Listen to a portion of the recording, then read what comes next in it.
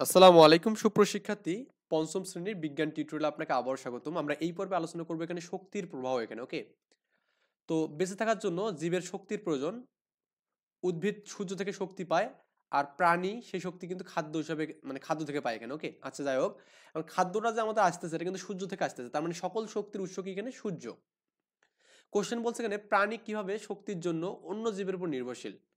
এই কোশ্চেনটা অবশ্যই ইম্পর্টেন্ট, অনেক বেশি ইম্পর্টেন্ট। তো আমি এই সবগুলো কোশ্চেনের কিন্তু অ্যান্সার দিয়ে দেবো ইনশাল্লাহ। জাস্ট আমরা এখানে একটু ধৈর্য ধারণ করুন।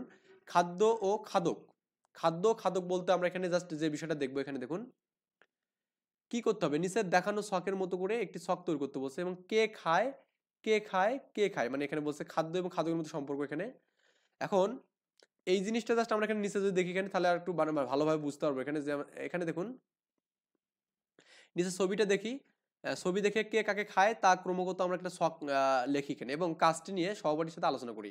তো এখানে কিন্তু এই ছকটা কিন্তু দেওয়া আছে, এখানে আমাদের এই যাতে দেওয়া আছে। সো আমরা এখানে নতুন করে কি দেখবো, তখন আমাদের এটা দেখলেই বুঝতে পারবেন যে এই জিনিসটা দেখলে আপনি কিন্তু এই জিনিসটা হয়ে যাবে এখানে। কারণ এই যে আমাদের এখানে ঘাস ফড়িং, এই ঘাস ফড়িং কি খায়? ঘাস খায়, ওকে? আবার ঘাস ফড়িংকে ব্যাং খায়, ব্যাংকে আবার সাপ সাপ খায়, সাপ খায় আবার ঈগল খায়। মানে ব্যাপারটা এরকম হবে যে আপনার হচ্ছে ঘাস ফড়িং, হ্যাঁ, ঘাস ফড়িং। আমি জাস্ট এখানে যদি লিখি, প্রথমত হচ্ছে ঘাস ফড়িং, ক্লিয়ার? ঘাস ফড়িং, ঘাস ফড়িং, ঘাস ফড়িংকে ব্যাং খাবে এখানে, হ্যাঁ, ব্যাং খাবে। ব্যাংকে কি হবে এখানে? সাপ খাবে এখানে, সাপ। তো এখানে তো ব্যাং আছে, আর কি আছে বলুন তো? ব্যাংক, হ্যাঁ, ব্যাংকে আমাদের কি হবে? সাপ খাবে এখানে, সাপ। তাহলে বেশ সাপ, সাপ খাবে এখানে, এবং সাপকে ঈগল খাবে এখানে। তো এই আর কি আমাদের এখানে ক্রমটা এখানে কথা বলছে। যাই হোক, আমরা এখানে নর্মালি এখানে পরে দেখতেছি, সংক্ষেপণ জাস্ট দেখলেই বুঝতে পারবেন। খাদ্য শৃঙ্খল, এখানে খাদ্য শৃঙ্খল কাকে বলা হয়, এটা আমাদের মোস্ট অফ দ্য ইম্পর্টেন্ট একটা কোশ্চেন।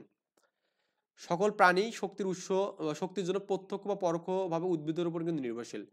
উদ্ভিদ সূর্যের আলোর ব্যবহার করে নিজের খাদ্য নিজেদের তৈরি করতে পারে। তার মানে উদ্ভিদ কি করে এখানে? নিজের খাদ্য নিজে তৈরি করতে পারে, কিসের সাহায্যে?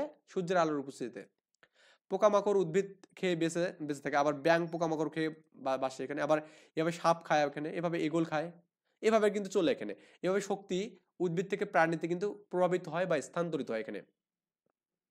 এখানে বাস্তু বাস্তু সংস্থানে উদ্ভিদ থেকে প্রাণীতে শক্তি প্রবাহের যে ধারাবাহিক প্রক্রিয়া, এটা হচ্ছে আমাদের খাদ্য শৃঙ্খল। তো বাস্তু সংস্থান বলতে আমরা কি বুঝি এখানে? ওই আমরা কিন্তু প্রথম ক্লাসে কিন্তু এটা বলছিলাম যে বাস্তু সংস্থান বলতে আমরা কি বুঝি এখানে। সো ওখান থেকে এই বিষয়টা দেখে নেবেন। এখানে উদ্ভিদ এবং প্রাণী যে কম্বাইন করে থাকা, মানে সমন্বয় করে থাকা, এটা হচ্ছে বাস্তু সংস্থান, তাই না? মানে পারস্পরিক ক্রিয়াটাই হচ্ছে আমাদের কি? বাস্তু সংস্থান। উদ্ভিদ এবং প্রাণীর যে পারস্পরিক ক্রিয়াটা, ক্লিয়ার? তো এই যে বাস্তু সংস্থানে উদ্ভিদ থেকে প্রাণীতে শক্তি প্রবাহের যে ধারাবাহিক প্রক্রিয়া, সেটাই আমাদের খাদ্য শৃঙ্খল। সবুজ উদ্ভিদ থেকে প্রতিটি খাদ্য শুরু হয় এখানে। যেমন আমাদের এখানে সূর্য থেকে প্রথমত আমাদের কি হয়েছে? সবুজ উদ্ভিদে খাদ্য, মানে সবুজ উদ্ভিদ হয়েছে। ওই সবুজ উদ্ভিদ আবার ঘাস ফড়িংকে, মানে ঘাস ফড়িং খাইছে এটা, ঘাস ফড়িংকে ব্যাং খাইছে, ব্যাংকে সাপ খাইছে, সাপকে ঈগল খাইছে এখানে। এটা হচ্ছে খাদ্য শৃঙ্খল। খাদ্য জাল বলতে আমরা কি বুঝি দেখি? খাদ্য জাল বলতে খাদ্য শৃঙ্খলগুলোকে একত্রে আবদ্ধ করবে এখানে, ক্লিয়ার? যে কোনো বাস্তু সংস্থানে অনেকগুলো খাদ্য শৃঙ্খল থাকে। অনেকগুলো বলতে আমাদের একাধিক থাকতে পারে এখানে। বাস্তু সংস্থানে সকল উদ্ভিদ ও প্রাণী খাদ্য কোনো না কোনো ভাবে উদ্ভিদ খাদ্য শৃঙ্খলের অন্তর্ভুক্ত। যেমন ঈগল, সাপ, তারপর এখানে ইঁদুর, তারপরে কাঠবিড়াল, ব্যাং, অন্য প্রাণী কিন্তু খেয়ে থাকে এখানে, ওকে? আচ্ছা, আবার সাপ, খরগোশ, ইঁদুর, ব্যাং, মানে ঈগল কি খায়? ইঁদুর খায় এখানে, সাপ খায়, তারপর এখানে কাঠবিড়াল খায়, ব্যাং খায়, এগুলো খেয়ে বেঁচে থাকে। আবার সাপ কিন্তু খরগোশ, ইঁদুর, ব্যাং এগুলো খেয়ে বেঁচে থাকে। এখানে একাধিক খাদ্য শৃঙ্খল একত্রিত হয়ে যেটা হয়, সেটা হচ্ছে খাদ্য জাল। জাল মানে বুঝবেন যে এখানে একটা আবদ্ধ করে কোনো কিছু রাখবে আর কি। তো একাধিক খাদ্য শৃঙ্খলকে রাখাটা হচ্ছে খাদ্য জাল। এখানে খাদ্য জালটা এখানে দেখুন, একটু ভালো করে বুঝতে পারবেন। সবার উপরে আমাদের সবার সবার উপরে কি আছে? বাঘ আছে না? দেখুন তো, বাঘ কিন্তু কি খরগোশও খায় এখানে, আবার খরগোশ কিন্তু ঘাস খায়, তাই না? এটা একটা আমাদের শৃঙ্খল হলো এখানে। আবার দেখুন ঈগল, ঈগল কিন্তু আমাদের সাপ খাচ্ছে এখানে, সাপ। আবার সাপ কিন্তু ইঁদুরও খাচ্ছে, সাপ আবার খরগোশও খায়, হ্যাঁ। আবার এখানে এই খরগোশ কিন্তু আবার ঘাস খাচ্ছে। আবার এখান থেকে যে খেয়াল করেন, ইঁদুর আবার কিন্তু কি ধানের গাছ বা উদ্ভিদ খাচ্ছে এখানে, তাই কিনা? আবার কিন্তু এই ইঁদুর, মানে এখান থেকে আমাদের সাপ থেকে কিন্তু এই কাঠবিড়ালি দিতে পারে। আবার এখানে যে এই ঈগল কিন্তু কাঠবিড়ালি খেয়েও আছে, আবার কাঠবিড়ালি কিন্তু কি ঘাস খায় এখানে, ওকে? আচ্ছা, এই আর কি বিষয় আছে এখানে। আবার দেখুন এই বাঘের কথা যদি চিন্তা করেন, বাঘ কিন্তু হরিণ খাচ্ছে এখানে, হ্যাঁ।